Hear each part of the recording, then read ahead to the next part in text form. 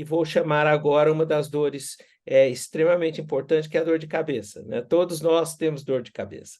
Nós temos dor de cabeça quando estamos nervosos, ou temos dor de cabeça quando tem um problema muito sério dentro do nosso cérebro. E quem vai nos ensinar a respeito da dor de cabeça é a doutora Thaisa Lima. Ela é especializada em dor de cabeça, e nós vamos, então, abrir para ela a possibilidade de apresentar os slides dela. Thaisa, você pode projetar, se você quiser, está aberto para você. Isso, projetou muito bem. A doutora Thaisa é médica conosco já há bastante tempo, nós temos assim, um amor muito grande por ela, pelo fato de que ela simplesmente faz com os pacientes, que os pacientes a adorem, né? Eles procuram ela, todo mundo que a gente pede para a Thaisa ver, assim, uma felicidade que a gente tem de saber que o paciente é muito bem cuidado e muito agradecido de ter conhecido a ela. Bem treinada em cefaleias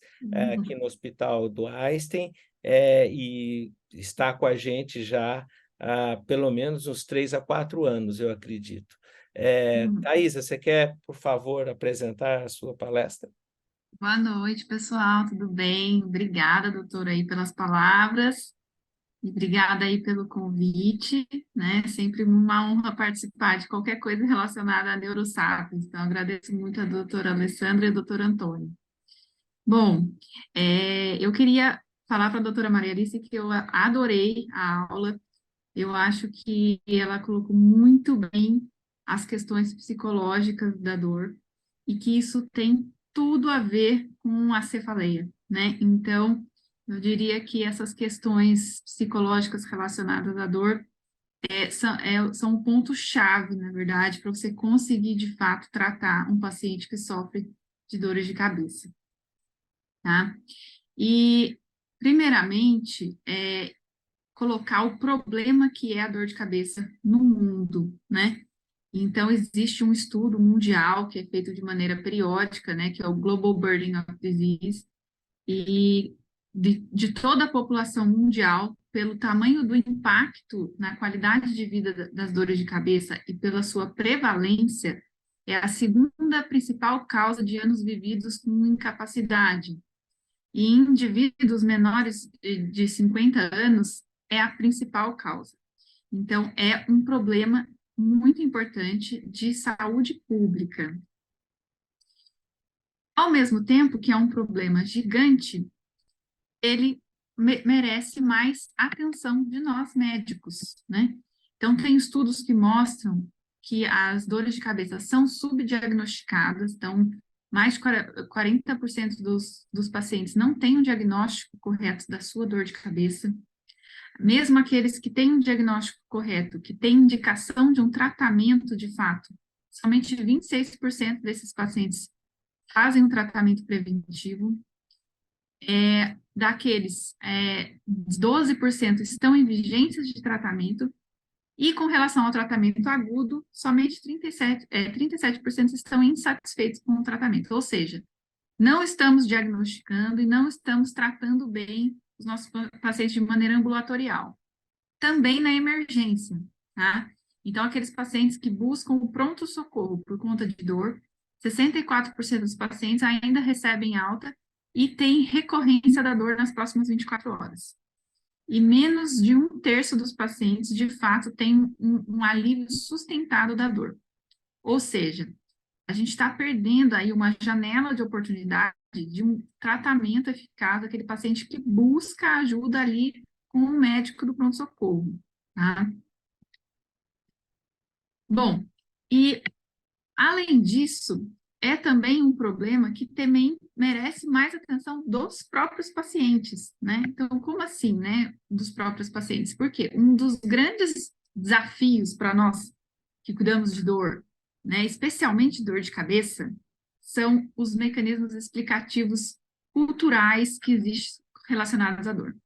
Então, o paciente, você tem enxaqueca? Não, não tem enxaqueca. Aí eu tenho dor quando eu tomo sol. Não, eu tenho dor, que é o doce, quando eu como doce. Não, eu tenho dor quando eu não durmo bem. Não, eu tenho dor do meu estresse, a minha dor é do estresse. Ah, não, eu tenho dor porque é da minha sinusite. Então, esses mecanismos de explicação para a dor, o paciente acaba não procurando um tratamento, né? Porque, na lógica do paciente, por que que ele vai procurar um médico para um problema que ele já sabe a solução, que ele já sabe o porquê que ele existe? Então, aí existe até um estudo, né, brasileiro que coloca que o paciente só vai procurar o médico quando ele para de encontrar as explicações, quando aquelas explicações já não fazem mais sentido. Então, ele pensa, poxa, hoje eu tive dor, mas eu não comi doce, eu dormi bem, eu não estou estressada, eu não trabalhei, então, e agora? Por que que é a minha dor? Qual é a explicação para hoje? Então, daí quando ele perde esses mecanismos explicativos, é uma das janelas de oportunidade de encontro ao médico para conscientizar de fato sobre do que se trata o problema. Outro problema também que os pacientes acabam não procurando ou não dando seguimento no tratamento é o conformismo. Então, ele fala assim, eu já tentei tratar, ele tem experiências ruins com outros tratamentos, e ele fala, não, a minha dor eu sei que ela não tem jeito. Ou então, quando assim, o paciente já teve uma dor tão intensa que quando ele tem dor leve, ele fala assim, não, tudo bem, a dor leve eu aceito, com essa eu vivo, né? Quando, na verdade, a gente tem que falar para os nossos pacientes que é possível viver sem dor, ele não precisa viver com dor nem intensa nem fraca, né?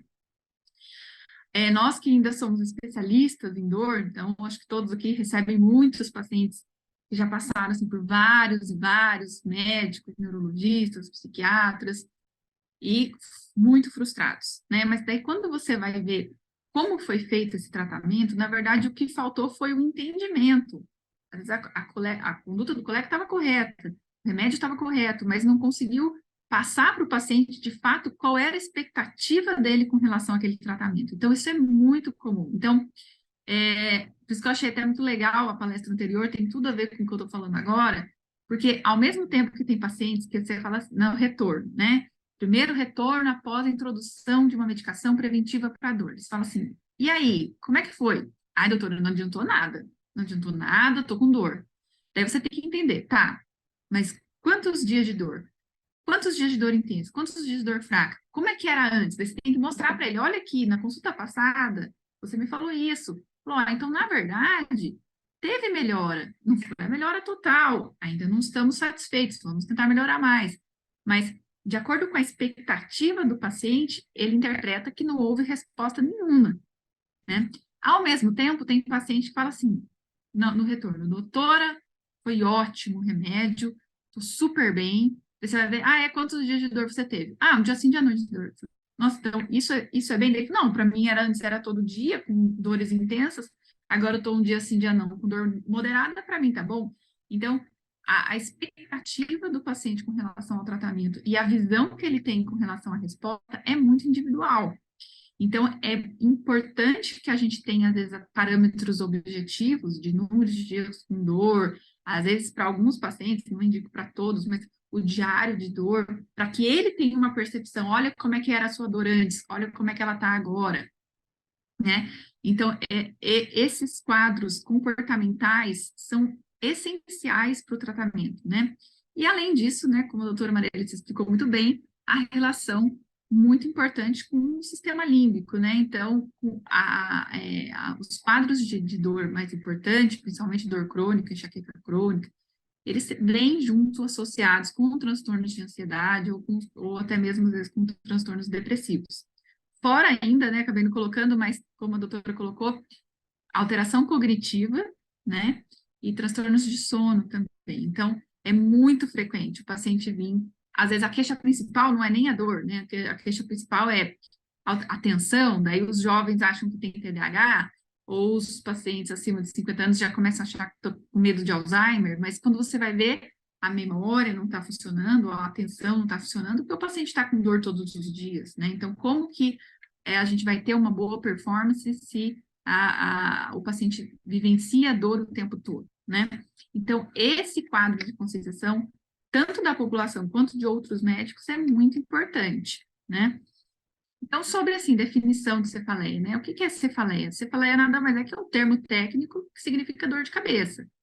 E cefaleia é qualquer dor no segmento tanto da cervical quanto cefálico.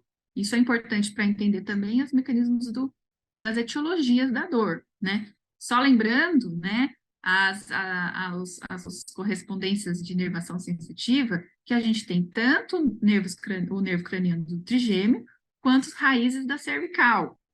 E é importante saber que a gente tem essas duas áreas de sensibilidade que são de origem diferente, né? Uma na região medular e outra na região de tronco, mas que eles vão se converger nas vias aferentes da dor, né? Então, tem o complexo trigêmeo cervical.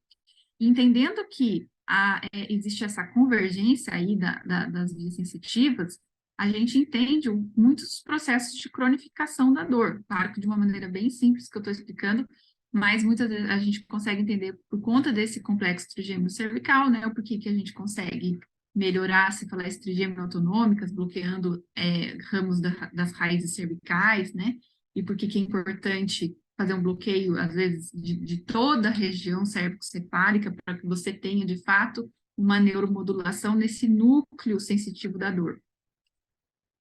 Bom, e um raciocínio básico, né, agora que é até mais para os pacientes com relação ao nosso raciocínio como médicos diante de um paciente com dor, na dor de cabeça, né, se essa dor de cabeça, ela é a própria doença ou se ela é, de fato, um sintoma de outra doença, né, então, muitas vezes o paciente procura a gente não por conta do sofrimento gerado pela dor, mas por medo de ter alguma doença grave, né, então, de fato, existem doenças que são graves que podem gerar dores de cabeça, então trombose, dissecção arterial, sangramentos, tumores, né? Então, por isso que tem que passar sempre por uma avaliação médica. Mas também existe, né, o que é o mais frequente na prática clínica, na verdade, são as cefaleias primárias, ou seja, a dor é a doença, né? E isso é difícil o paciente entender. Então, mas como assim? Não tem nada errado com a minha cabeça e dói?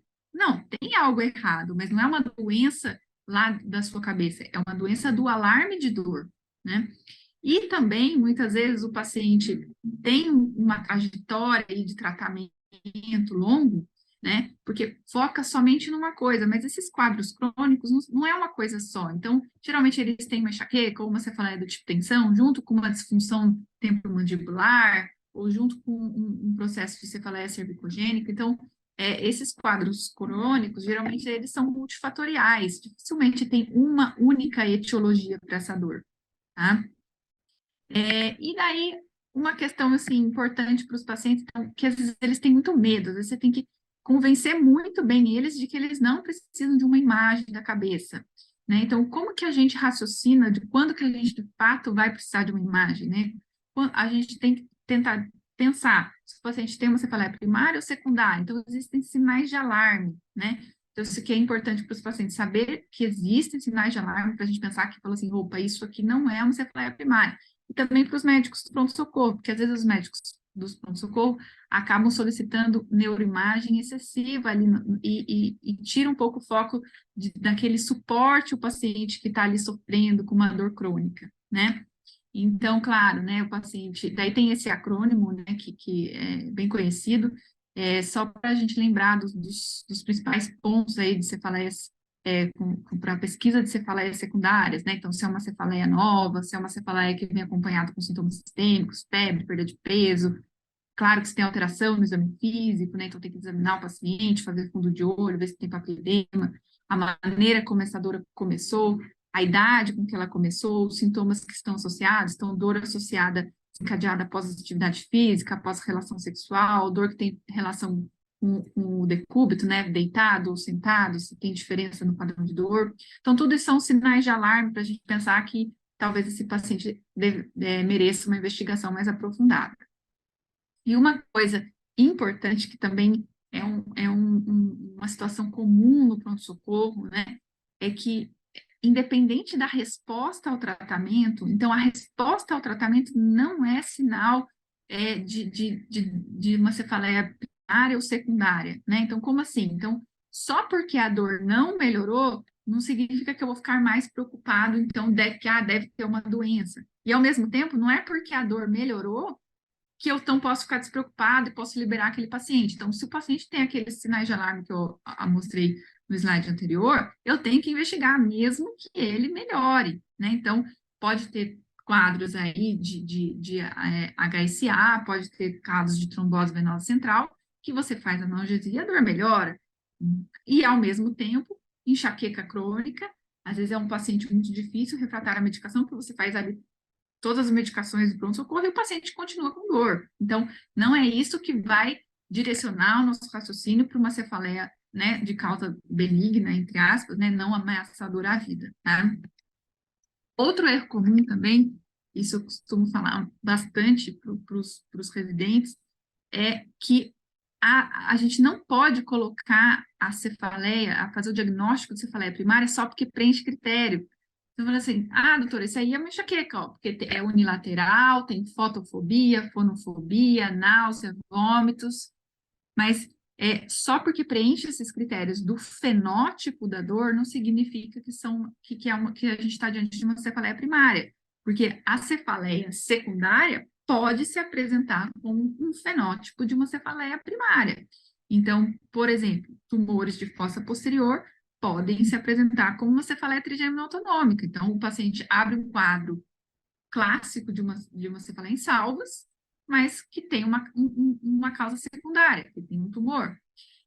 Assim como pode ter um quadro ali de uma TVC, de alguma outra etiologia, que tem um jeitão de uma tensional, que tem um jeitão de uma enxaqueca, né? Então, isso é uma coisa muito importante, porque às vezes acaba que faz diagnóstico de enxaqueca, quando na verdade não é enxaqueca, apesar de ter todas essas características, tá? E esse aqui, eu coloquei opções de tratamento agudo, né? O que que existe? Então, o tratamento agudo é aquele na hora da dor. Deu a crise, a gente tem que cortar a crise. Não significa que a crise não vai voltar amanhã no dia seguinte, mas é para abortar aquele momento de dor. Então, eu coloquei a tabelona, com tudo, para mostrar para os pacientes como a gente tem opção de tratamento. Então, são várias opções. Então, não é porque você tentou um ou tentou outro que a sua dor não tem jeito. Então, sempre a gente vai criando novas estratégias. E é muito importante o paciente saber que existe o tratamento agudo, que são os remédios para cortar a dor naquele momento, mas o que de fato muda a qualidade de vida, o que de fato vai tirar aquela incapacidade gerada pela dor é o tratamento preventivo, tá? E o tratamento preventivo, ele é extremamente importante porque ele também tem o objetivo de melhorar a resposta ao tratamento agudo. Então, é muito frequente no começo de tratamento, os pacientes falarem, doutor, nem adianta para mim passar de pirona, paracetamol, porque isso aí para mim é água. Aí, a hora que você começa o tratamento preventivo, as dores já estão mais controladas, a hora que ele tem uma dor, ele responde a dipirona, né? Então, o mesmo paciente, em momentos diferentes, ele tem respostas diferentes aos tratamentos, tá? Além disso, é legal falar que tem coisa nova surgindo, né? Novas medicações, então as novas classes dos ditans e os gepans, a gente ainda não tem no Brasil, né? Mas em breve, provavelmente teremos. Então, sempre aí a área da pesquisa evoluindo bastante na área de dor, tá? Com relação ao tratamento preventivo, então, tem várias classes medicamentosas, né? Os últimos aí, que já tem até um tempo no Brasil, não são mais tão novos assim, são os anticorpos monoclonais, que são medicações específicas para enxaqueca, né? Que tem tido uma resposta muito boa. A gente ainda esbarra numa limitação relacionada ao custo, né? Então, não é ainda um tratamento tão acessível a todos, mas, tirando essa parte financeira, é um tratamento muito bem tolerado aí nos pacientes. Mas, ao mesmo tempo, eu falo para os pacientes, não adianta gastar R$ 1.000 no tratamento e a gente não cuidar do paciente como um todo. Então, todos esses aspectos psicológicos da dor, para mim, é o mais desafiador para que você consiga, de fato, tratar bem o seu paciente. Bom, então, era isso que eu ia dizer. Aqui o meu contato, caso alguém tenha alguma dúvida, queira entrar em contato depois. E eu agradeço aí a atenção de vocês. Muito obrigado, Thaisa. Excelente. A gente viu o que há de novo no tratamento das cefaleias. A Thaisa tem manejado esses pacientes muito bem com a gente no consultório, não só com as medicações, mas também com injeções, com botulina toxina. Então, ela tem feito um trabalho muito bom com os pacientes de cefaleia. Muito obrigado, Thaisa.